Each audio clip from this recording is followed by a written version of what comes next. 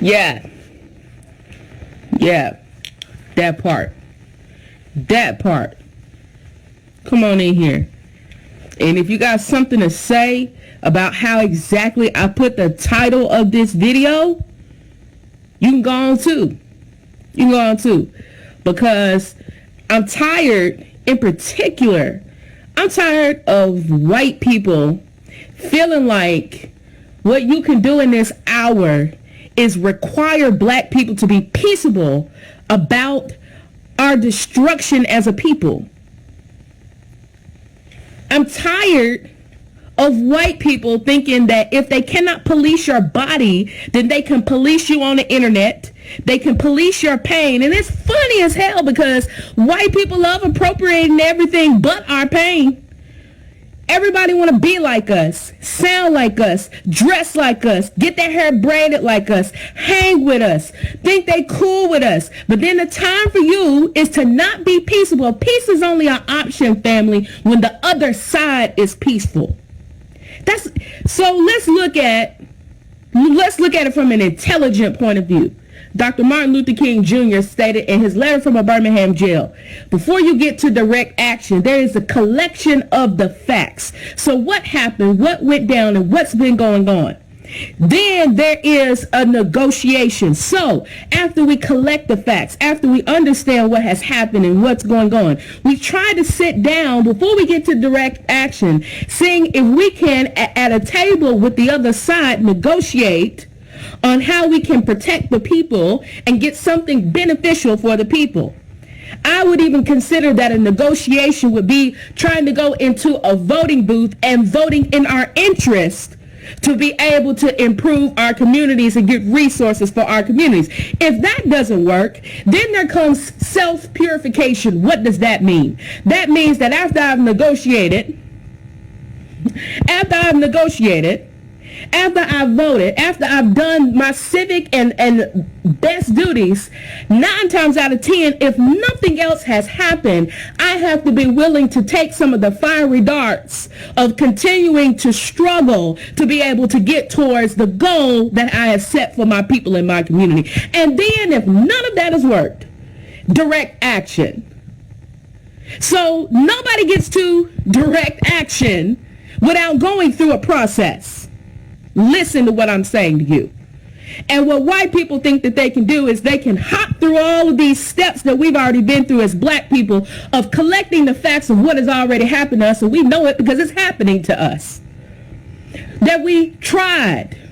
And I got to echo the words of Brother Kevin Muhammad. We don't negotiate with terrorists. We've tried. We've tried voting our best interests. We've tried putting some of our own people in office. We've tried sitting down at the table with the sheriff and the mayor and council members and county commissioners. We've tried doing all that, and yet nothing has improved for our people. We've had the activists and the people who've done this work be publicly ridiculed, chastised, blackballed, and everything else. And then we get to direct action, and then people get to decide how that direct action goes. No, you don't. No, you don't. Peace is only the option. You can't have peace on one side and enemy on the other side openly warring with you. That is unacceptable. In any military operation, that is ridiculous. That's ridiculous. What do people think is happening? White people, I don't know, are just hugging us when they see us? No. And these are not isolated incidents. I've continued to reiterate this. These aren't isolated incidents. They've been lynching black people.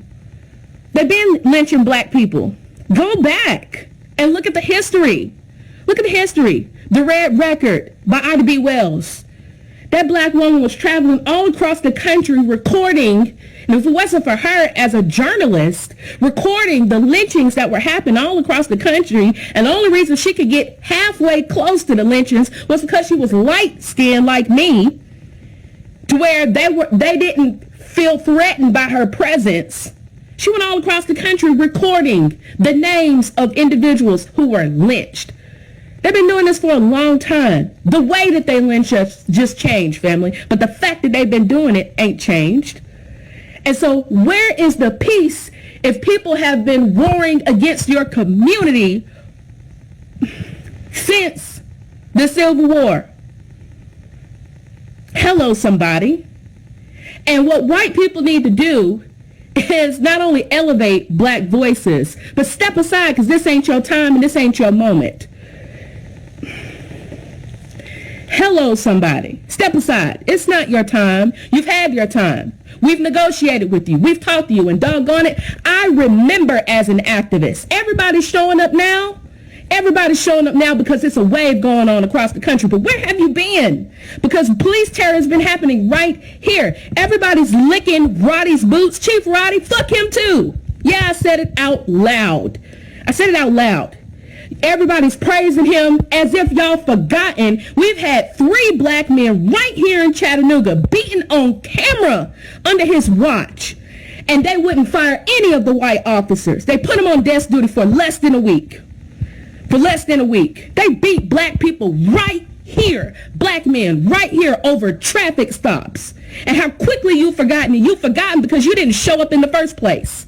When it happened, you didn't show up at city council. When it happened, you didn't call the mayor's office. When it happened, you didn't raise the issue. You saw it and you sat on your behind, quiet, as if it was acceptable. When we pressured the sheriff because of what happened to Councilwoman Coonrod's sister, and because of what happened to Mr. Mitchell by the sheriff, and they shoved their hands up his rear end, and then when he tried to defend himself in handcuffs, they beat him.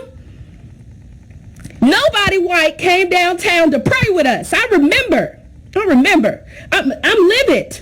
We tried peace. We've tried peace so many times, and I'm tired of trying peace.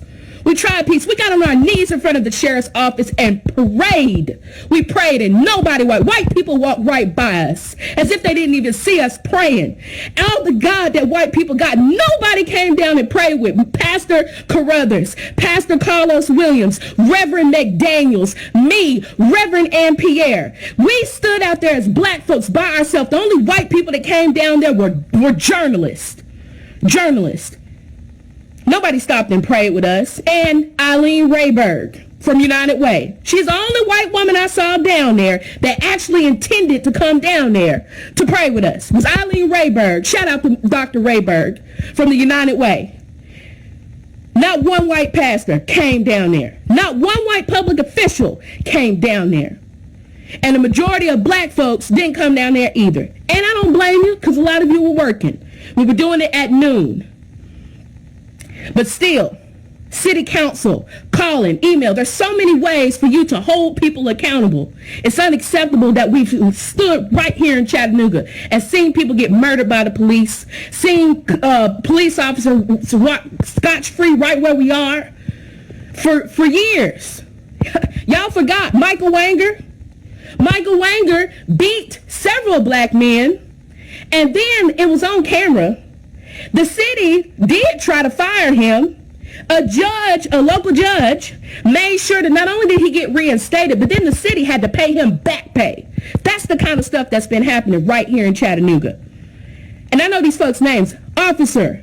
As a matter of fact, now he's a sergeant. They had to give him a raise so he could pay people for beating the hell out of him. That's happened right here in Chattanooga. And everybody been living their best life. That's what we love talking about, living our best life where everybody ain't living their best life in Chattanooga. And getting caught up in this downtown narrative. Meanwhile, visibly, black people been suffering and getting displaced, and no grocery stores in our community right here in our hometown. And Chief Roddy ain't done nothing. Mayor Burke ain't done nothing. None of these officials hardly ain't done nothing. Nothing has changed. And I'm tired of everybody always asking for our peace, always asking for us to behave, always asking for us to do the right thing, and we do that and we don't get no benefits. At some point, there's got to be a relief for black people. We're tired of being terrorized. We're tired of being racially profiled. We're tired of going on the job and having to train white people who got less education than us to have a higher position in the corporation than us. We're tired of paying taxes and not seeing a reinvestment into our communities. We're tired of going down to city council and trying to fight the power only to have people vote against our interests. We're tired of being displaced. We're tired of not getting bank loans, even though we bank with some of these institutions locally for 20 and 30 and 40 and 50 years. We're tired. We're tired. You can't ask peace of an oppressed, tired people. Now, I'm not saying that if we go down and we protest that we aren't going to try as best as within our power to be peaceable. But it's an unnatural expectation to continue to see people who are openly and visibly oppressed to keep their cool. Langston Hughes said, "Woe the day that we change our mind," and black people got to make up their mind. Now, even Malcolm X, y'all need to plug into some Malcolm. Malcolm said, you obey the laws. You do what's right. You protect your community. You protect your family. You go to work. You do what you're supposed to do. But if people come into your community, if they put their hands on you, take them off the planet. Doggone it, and we can't whisper about that. And until it becomes an obvious point to where if police are going to beat us, then you know what? We're going to start tracking them down and beating them too. If police are going to kill us and get desk duty or walk away, then you know what? It gets to the point where we got to make a decision that they're not going to make it off of the scene into a courtroom in the first place until we get to a point where if they're going to come into our community and hunt us, the next thing we're going to start doing is staking out in their community. They got families, they got to go home too. I don't know why y'all don't want me to be real. And I think if police officers understood that if they can continue, if they think they can continue to come into our communities as if we can't pull up public information of where they live, where they go to the grocery store, where they worship, they are mistaken. They're mistaken. They're mistaken. It's your job as a parent to go to your grave defending your children. I would never stand in a court of law, and I'm not shaming anybody that would.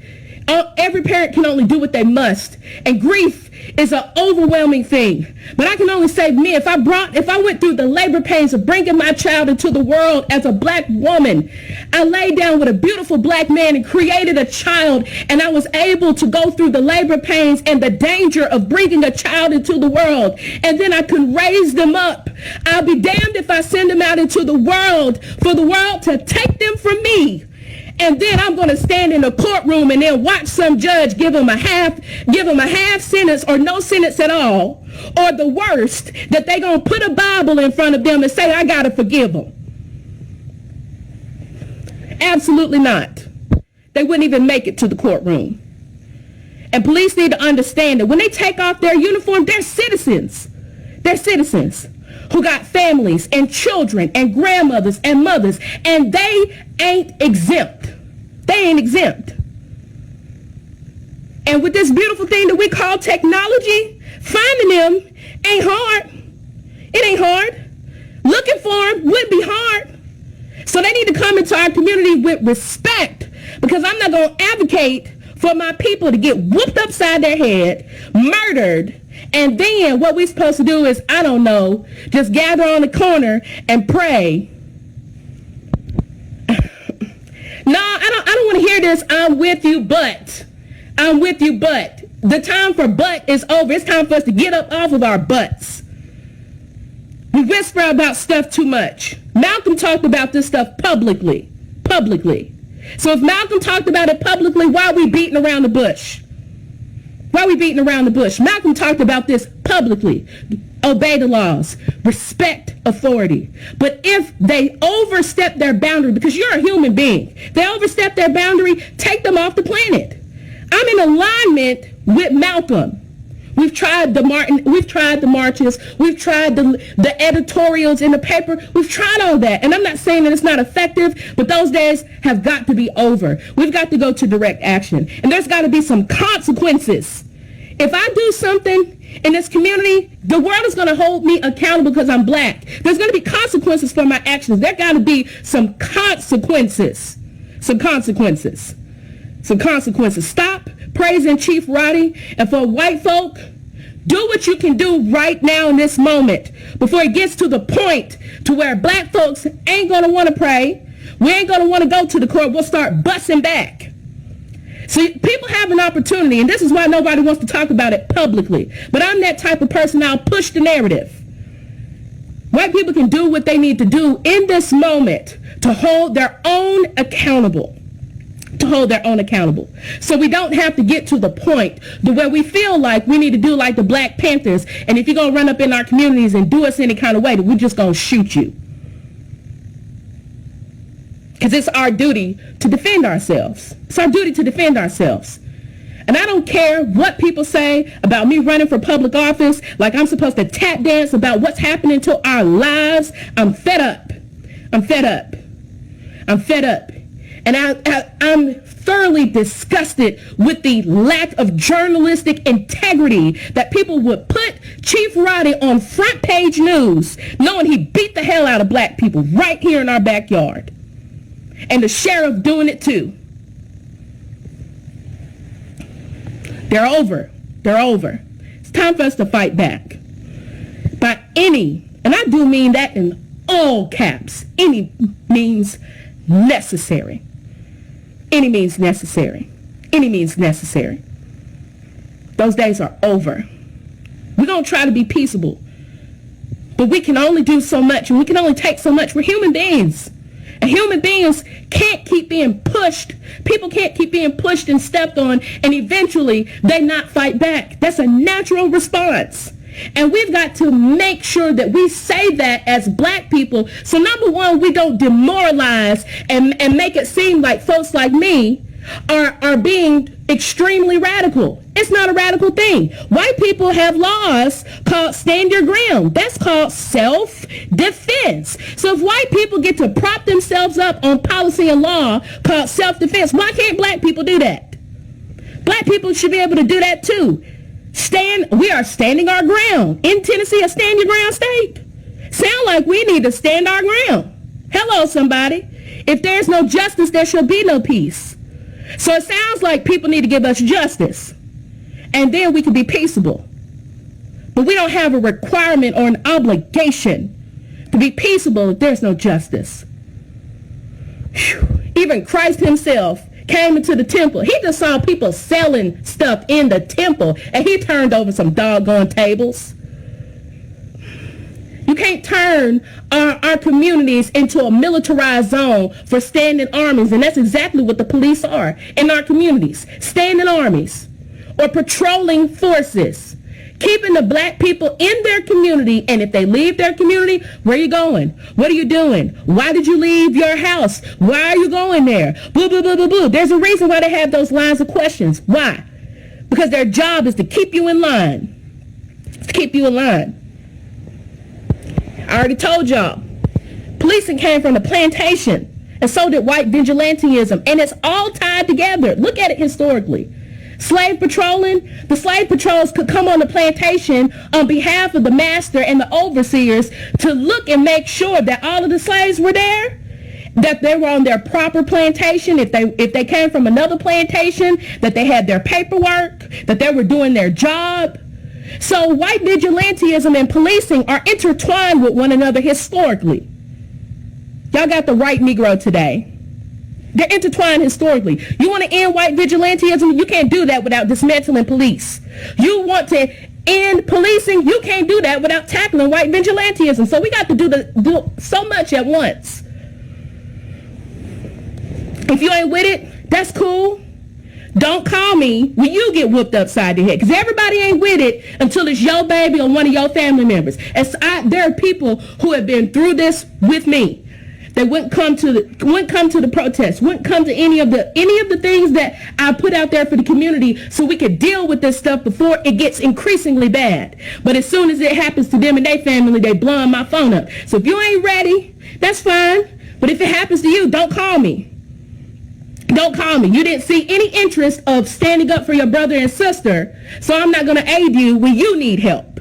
We've got to stand in the gap for one another, because nobody's going to do it for us. And I wanted to say that this morning. You have a right to defend yourself. We're tired of being peaceable. We're going to try, But nobody should be expecting that of us. We can only take so much. And as far as I'm concerned, I'm interested in making sure my community knows how to shoot back properly. Shoot back, fight back, strike back. And maybe if police officers start catching it upside their head, or worse is worse, I wouldn't stand and watch. And it was a child that recorded the video. So I don't expect that child to fight in a fight that adults need to fight. We've been shooting back at the Klan family for over a century. Y'all better look at your history. We bust back. We used to drive the Klan out of our cities. How do we do that? We did it with guns. We didn't pray for them and say, you know what, let me pray for you. I got Jesus to offer you. Let me help you with your with my Lord and Savior. You know, we really don't appreciate you coming to our neighborhood with your burning crosses and your robes. That's not what we did. We had our shotguns and our rifles, and we drove them out of our towns. And before we would shoot somebody, we would send a warning shot letting them know that if you don't get to moving, the next shots are not going to be in the air. And it's amazing. People start running when they hear gunshots at them. But I ain't going to watch nobody get killed in front of me. I'm not getting ready to watch somebody get beaten in front of me. And I told Police Chief Roddy that myself. I didn't say it on the internet. I sat right across from Police Chief Roddy, who's taller than me, bigger than me, whiter than me, with a gun and 3 extended clips, pepper spray, and a taser. And I told him 2 years ago, if I see your officers, I'm letting you know. If I see them doing this in front of me, they ain't going to make it. And I might not make it either. But there's going to be a clear message that people can't come into our community doing that. I'm not going to watch nobody beat a grown black man in front of me. It's not going to happen. So I just want to let you know that there are black people like me who ain't with the get down. We ain't getting ready to record nothing. Y'all wear body cameras that we pay for anyway. So what I need to record? There's already a record. No, I see your officers doing it. I got to make a decision because I got to stand before my God and give an account for my life. I ain't scared of none of these folks down here. I'm scared of standing in front of God and God asking me why he put a spirit in me that was not a fear, and then I saw a moment to save somebody's life and I was more interested in preserving my own.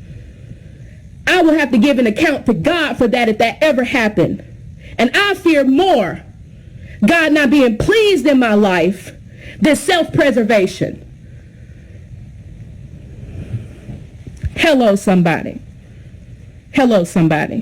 So, I ain't advocating for nobody to go out there and start nothing. But like my daddy told me, Marie, you go to school and you learn. You do what you're supposed to do. You listen to the teachers. But if somebody bully you, put their hands on you, knock them out. And you better finish it. Or I'm going to have a problem with you because you ain't nobody's punching bag. So I guess my daddy institutionalized me to understand that I ain't nobody's punching bag. Why? Because I'm his baby and I'm a human being. And just because I'm black and the world got a problem with me doesn't mean that I need to conform and contort myself to fit the comfort level of white people and the systems. That ain't my obligation. Sounds like they need to get over whatever issue that they have with black people because it ain't our problem in the first place. I'm done. As always, if nobody has taken any time today to let you know that you're a loved human being, I love you, and it's nothing you can do about it.